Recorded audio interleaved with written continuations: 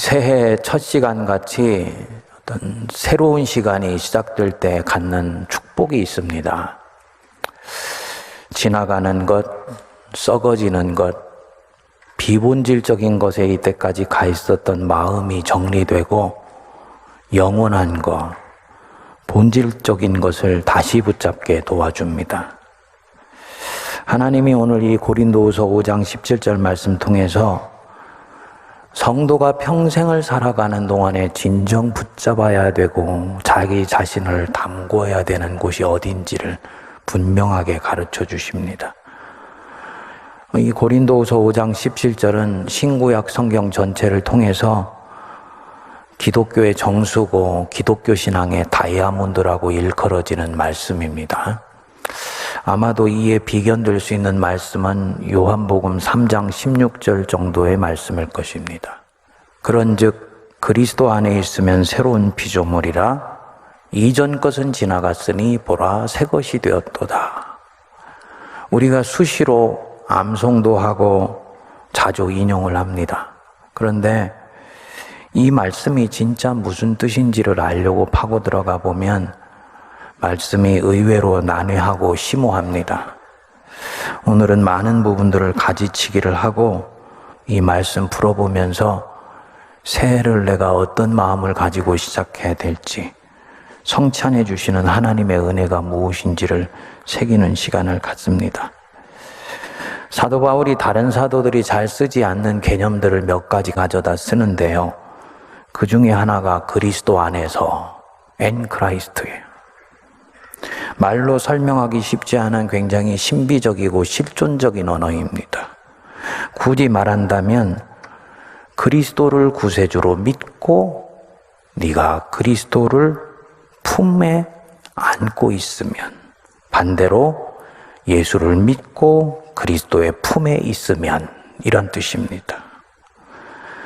나는 교회를 다니지만 아직 생명의 주님 예수님을 내가 믿고 있지는 않다. 그리스도 밖에 있는 사람입니다. 반대로 누가 뭐라고 해도 내 인생의 주님은 예수님이시다. 그리스도 안에 있는 사람입니다.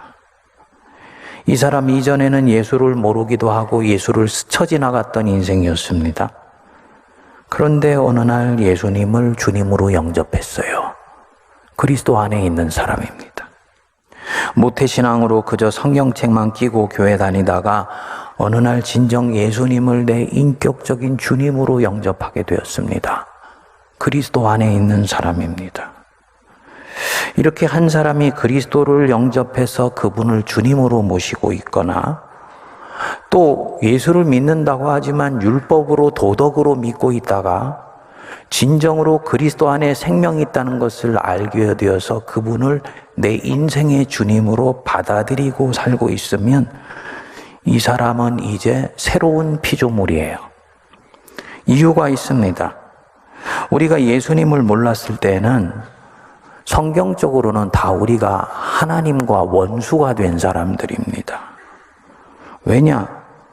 내 안에 있는 이 죄 때문에 거룩하신 하나님께로 가까이 갈 수가 없어요. 그리고 내 죄 때문에 거룩하신 그 하나님이 내게로 가까이 오실 수도 없습니다. 성경은 이것을 일컬어서 하나님과 원수되었다라고 말을 합니다. 그런데 하나님이 아들을 우리를 위해서 보내주셨지요. 그리고 이 아들이 십자가에 죽으실 때 우리 죄를 다 끌어안고 죽으셨어요. 루터는 이것을 죄의 전가라고 얘기를 했습니다. 우리 죄를 예수님께로 다 전가시키셔서 넘겨주신 것입니다. 그러면 이제는 내가 깨끗하게 되었죠. 당연히 나와 하나님 사이에 있었던 이 죄의 장벽이 없어지게 된 것입니다. 죄로 인해서 하나님께 갈 수도 없었던 사람이 하나님께로 갈 수 있게 되고, 하나님이 이제는 그리스도 때문에 나에게 찾아오실 수 있게 된 거예요. 이것을 일컬어서 하나님과 내가 화해가 일어났다고 말하는 것입니다. 사실은 하나님 자신이 그리스도를 통하여서 내 죄를 불사르시고 나와 당신 사이를 화해시키신 것입니다. 그러니까 나는 그리스도인입니다. 이 말에는 엄청난 신비가 들어있는 것입니다. 이 말은 나는 본래 창조주 하나님과 원수가 되었었는데 이제는 하나님과 화해하여서 하나님이 나를 품어주시고 계십니다. 이거를 고백하고 있는 거예요. 그래서 로마서 5장 10절은 말씀하지요. 우리가 원수 되었을 때 그의 아들의 죽으심으로 말미암아 하나님과 뭐하게 되었다고요? 화목하게 되었어요. 하나님과 이제는 우리가 화목해요. 나 때문이 아니에요. 예수님 때문에 하나님이 나와 화해하시고 예수님 때문에 나를 용서하시고 예수님 때문에 나를 품어주시고 나를 하나님의 자녀로 삼아주신 것입니다. 그러니까 이게 어쨌다는 것이냐? 나는 하나님께 이제는 사랑받고 있는 사람으로 살기 시작했다는 것입니다. 이전에는 하나님과 원수였지요. 하나님과 창조주와 원수가 된다는 게 뭘 얘기를 하는 것이겠습니까? 운명에 이끌려서 살아가게 되는 거예요. 사람이 옛날에는 태어날 때 다 사주팔자를 보고 그랬다 그랬지 않습니까? 전혀 앞뒤가 맞지 않는 얘기가 아니에요. 운명 속에서 태어나서 사는 어떤 숙명 같은 것이 있다는 얘기입니다. 이 사람은 그렇기 때문에 살아가면서 인간으로 겪는 모든 고통을 겪게 되고요. 생로병사의 아픔을 당하게 되고요. 세상에 질질질질 끌려다니면서 살고 생존을 위해서 아둥바둥하는 사람으로 살아가게 됩니다.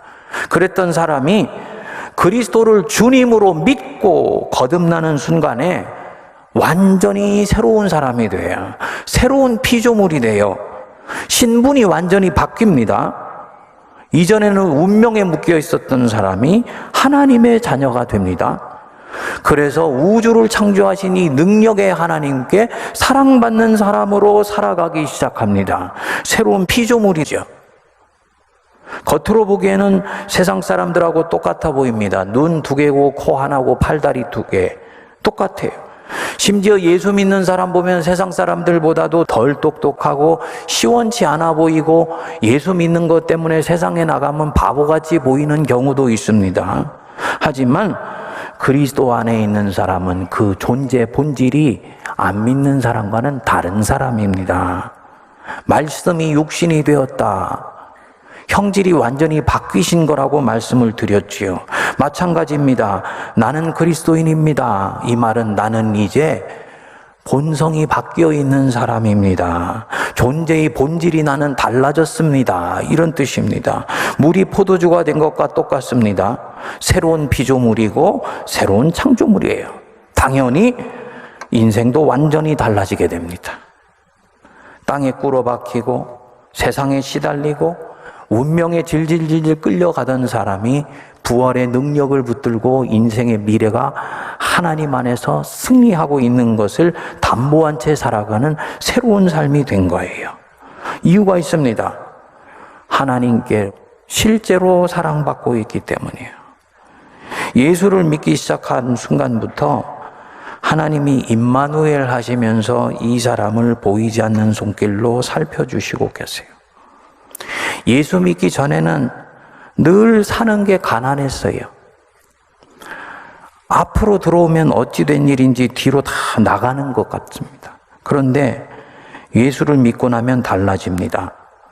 뒤로 나가는 구멍을 막아주세요. 여러분, 제가 25살에 예수님을 믿었지 않습니까? 그때는 과회를 불법으로 했어요. 그래서 과회비가 비쌌습니다. 부모님한테 용돈 안 받고 과외를 2개, 3개를 하면 대학생으로서는 정말 넉넉하게 살 수 있는 정도였어요. 이상하게도 그런데 항상 월말이 되면 플러스 마이너스 제로예요. 예수를 믿었는데요. 쓰는 게 이상하게도 풍족해졌어요. 나중에 가만히 보니까 예수 믿고 나니까 하나님이 뒤로 나가는 구멍을 다 막아주시는 것 같이 보이더라고요. 거기다가 내 안에 근면하게 성실하게 살고 싶은 열정을 넣어주십니다. 서서히 삶이 일어나게 되지요. 사랑받고 있는 거예요. 자기가 자기를 보는 눈이 달라집니다. 전에는 자기가 자기를 보아도 마음에 들지 않았습니다. 뭐 하나 제대로 하는 것도 없는 것 같고 재능도 별로 없는 것 같고 게으른 것 같아요. 남들 앞에서는 열심히 자신을 변호하고 옹호하는 것 같지만 사실은 이 사람 안에는 꺼지지 않는 자기 열등감이 있습니다. 그런데 예수를 믿으니까 내가 나를 보는 눈이 달라집니다. 나는 하나님께 사랑받고 있는 사람이야. 하나님이 낳은 사람을 위해서 하나님의 아들을 주실 정도로 나는 하나님 안에서 존귀한 사람이야. 이 마음이 드는 거예요. 그것도 하나님이 나를 사랑하시는데 나 때문에 사랑하시는 것이 아니고 예수님이 죽음과 부활 때문에 나를 사랑하세요. 그러니까 이 사랑은 들락날락하는 사랑이 아니고 영원한 사랑이에요. 얼마나 마음이 든든한지 모릅니다. 셀프 이미지가 달라지기 시작합니다. 얼마나 건강하고 자존감이 넘치기 시작하는지 모릅니다. 전에는 나를 평가하고 사람들을 평가하는 기준이 대학을 어디 나왔냐, 가문이 어디냐, 집이 부자냐, 가난하냐, 지금 얼마나 번듯한 직장을 갖고 있느냐, 이런 것으로 사람을 평가했어요. 16절에 보면 사도 바울이 이것을 놓고 육신을 따라서 사람을 아는 것이라고 얘기를 합니다. 그런데 예수님을 믿고 난 뒤에는 이제부터는 어떤 사람도 육신을 따라서 알지 않아요. 학벌이나 가문이나 재산이나 출신 같은 것들로 그 사람을 평가하지도 않고 나 자신의 가치를 매기지도 않습니다. 그것은 배설물이에요. 영원하지 않은 것입니다. 뭘로 내가 사람을 보고 나를 보느냐? 성령을 따라 그리스도께서 주신 사랑을 따라 나를 보고 사람들을 봅니다. 그리스도의 눈으로 내가 나를 볼 수 있어야 돼요. 한 번씩 살다 보면은 마음이 불안하고 두려워지면서 내 삶의 초점이 흔들릴 때가 있지요. 그때 내 영혼의 시선이 흔들리고 있다는 걸 알아차리셔야 돼요. 눈을 감으시고 예수님이 나를 어떤 눈빛으로 바라보고 계신지를 한번 살펴보십시오. 그분의 그 눈빛, 그 따뜻한 눈빛, 내 영혼에 부딪히게 되면 이상하게도 불안한 마음이 사라지면서 삶을 다시 한번 살고 싶은 의욕이 일어납니다. 주님께 사랑받고 있다는 것이 확인되는 거예요. 그렇기 때문에 이 사람은 굳이 자기를 다른 사람 앞에 드러내지 않아도 돼요. 자기 자신으로 족하고 하나님 한 분만으로 만족하기 때문입니다. 자꾸 자기를 드러내려고 하고 사람들 앞에 교만하다는 말을 듣는 것은 속으로 들어가 보면 그만큼 내 자신을 내보이지 않으면 아직 내가 가치가 없을 것처럼 여기고 있기 때문입니다. 그래서 사실은 교만은 자기 자신의 열등감의 다른 표현이라고 얘기를 하는 것입니다. 이 사람은 그렇지 않아요. 누가 보던 보지 않건 자기 자신 안에서 묵묵히 주님의 길을 갑니다. 사람들은 그를 보고 겸손하다 그러는데 자기는 그 이유를 모르겠는 거예요. 완전히 새로운 피조물입니다. 예수 믿는 나 한 사람, 그리스도인들만 새로운 피조물이냐? 아니에요. 예수님 부활 이후에는 세상도 달라졌습니다. 19절에 보시면은 하나님께서 그리스도 안에 계시사 세상을 자기와 화목하게 하시며 이렇게 말씀합니다. 신학적으로 굉장히 중요한 말씀입니다. 예수 부활 이후에 하나님이 이 세계, 이 세상과 화해하셨습니다. 하나님과 세상 사이에 평화가 이루어지고 세상 안에 참된 평안이 왔습니다. 사도 바울이 다메섹 도상에서 예수님 만나고 난 뒤로 그날 이후 눈에 비늘이 씌워져서 장님같이 되었죠. 이전에 보던 세상이 자기 눈앞에서 사라져버린 것입니다. 그리고는 아나니아가 와서 기도해 주니까 그 눈에서 비늘이 벗겨졌습니다. 이제 새로운 눈으로 세상을 보는 것입니다. 예수를 그리스도로 메시아로 만나고 난 뒤에는 복음의 새로운 눈으로 세상을 보게 됩니다. 그렇게 보이는 세상은 어떤 세상이냐?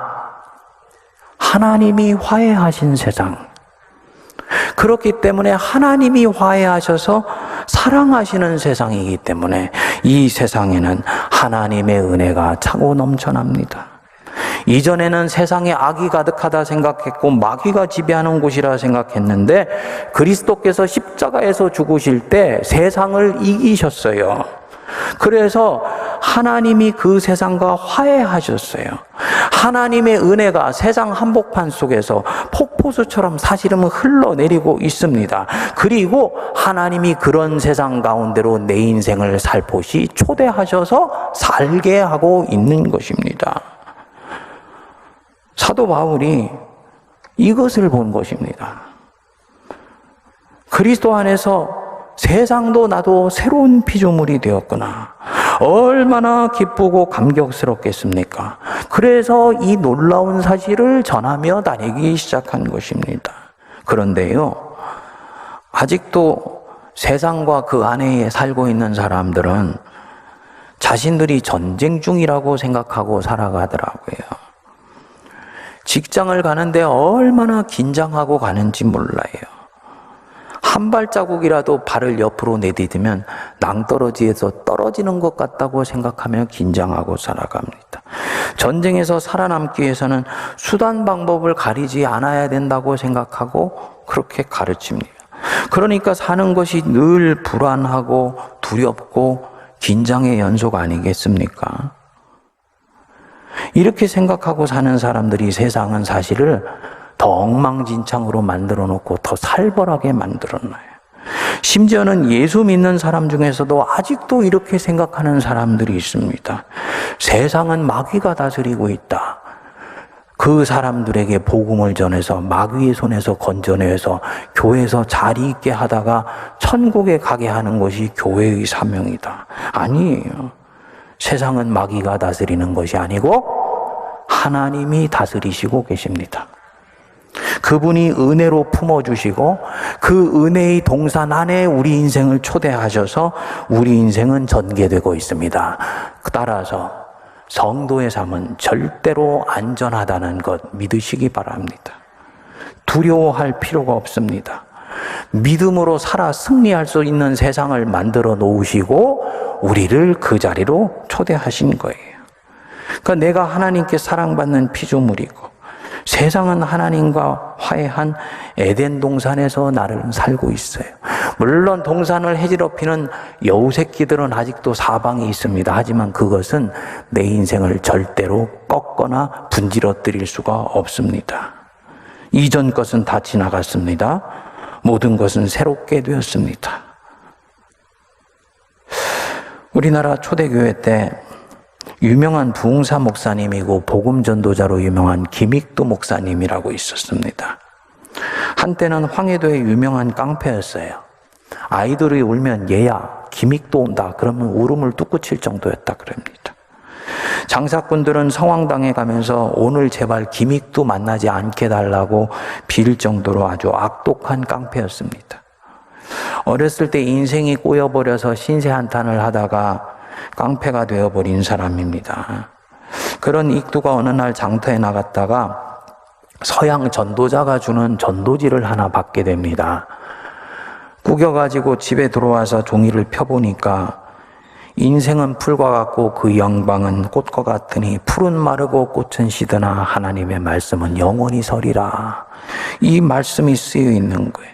이 글을 읽는 순간 이상하게 자신의 가슴이 뛰기 시작했는데 때마침 한 친구가 스왈렌이라는 선교사가 이끄는 부흥회에 가보자고 자기한테 권한 것입니다. 예전 같으면 콧방귀를 꼈을 것인데 무슨 철이 자석에 이끌리듯이 이 친구를 따라가서는 그 부흥회에서 예수님을 믿기로 결심을 하게 됩니다. 그런데 오랜 습관이 하루아침에 사라지겠습니까? 얼마 못 가서 다시 술 친구와 어울려서 기생집을 드나들게 되고 며칠 뒤에 기생집에서 술을 먹고 있다가 퍼뜩 내가 이렇게 살아서는 안 되겠다는 자각이 들어서 마시던 그 술을 놓고는 기생집을 뛰쳐나와서 그 자리에서 산속으로 들어가서 밤을 꼬박 쐬우면서 참회를 하게 돼요. 그리고는 새벽에 돌아와서 잠을 자는 중에 비몽사몽간에 큰 불덩이가 자기 가슴 속으로 쿵 박히는 꿈을 꾼 거예요. 너무나 놀라서 아이고 불벼락이야 하고 놀라 소리를 쳤는데 안방에 있던 어머니가 놀라서 뛰어나올 정도였다 그럽니다. 이 일이 있은 뒤부터 그 가슴에 인생에 대해서 가졌던 그 증오와 응어리가 눈 녹듯이 녹아져 내리고요. 뜨거운 사랑이 차고 넘치는 자기가 되었다고 고백을 합니다. 바로 교회에 나가서 지금까지 사람들에게 해악을 끼친 것에 대해서 죄송하다고 회개를 했는데 사람들이 믿겠습니까? 이번에는 깡패가 아니고 전도자로 장터에 나가서 찬송을 부르니까 과거에 이 김익두에게 수없이 맞고 원한을 가졌던 장사꾼들이 떼거리로 몰려와가지고 욕을 하고 집단 구타를 하더래요. 그때 김익두가 얘기를 했습니다. 나는 마저도 싼 사람이니까 나를 실컷 때려주세요. 눈물로 회개했습니다. 그 후에 평양신학교를 졸업하고 나중에 교회를 세웠는데 150개가 넘는 교회를 세우고요. 이 김익두의 설교를 듣고 회심하여서 목사가 된 사람만 200명이 넘습니다. 여러분, 그런즉 누구든지 그리스도 예수 안에 있으면 새로운 피조물이라 믿으시기 바랍니다. 2022년까지 살아가면서 솔직히 이렇게 살아가는 것을 통해서는 내 인생에 진정한 만족이 없을 것인데 라고 생각되는 분, 이 23년 그리스도 안에서 시작하시기 바랍니다. 예수님을 생명의 구주로 영접하세요. 새로운 피조물이 될 것이고 이전과는 전혀 다른 삶이 전개될 것입니다. 교회는 다니지만 예수님 안에도 있다가 예수님 밖에도 있다가 들락날락 하시는 분들 솔직히 계시죠. 이제는 그리스도 안에 내 영혼의 뿌리를 깊게 두세요. 새로운 피조물이 됩니다. 이전의 삶은 지나가게 되고 새로운 삶이 이 사람의 인생 앞에 펼쳐지게 됩니다. 오늘 성찬을 할 때 성찬 그냥 받지 마십시오. 2022년에 지었던 모든 죄악들 주님 앞에 털어버리고 그 죄가 발목을 붙잡지 않는 가운데 새해를 시작할 수 있게 되기를 바랍니다. 우리 주님이 나 때문이 아니고 예수님 때문에 내 죄를 용서해 주시고 내 죄를 기억도 하시지 않습니다. 동이 서에서 먼 것 같이 하나님이 내 죄를 나로부터 멀리 떨어지게 해주신다고 하셨어요. 나는 얼마든지 새롭게 시작할 수 있습니다. 오늘 이 성찬식, 내가 얼마나 사랑받고 있는 자인지, 얼마나 그래서 세상을 두려워하지 않고 이 세상을 이기는 자들로 살도록 주님이 우리를 초대해 주셨는지 그 은혜와 기쁨을 감격 속에 노래하는 복된 성찬식 되기를 바랍니다.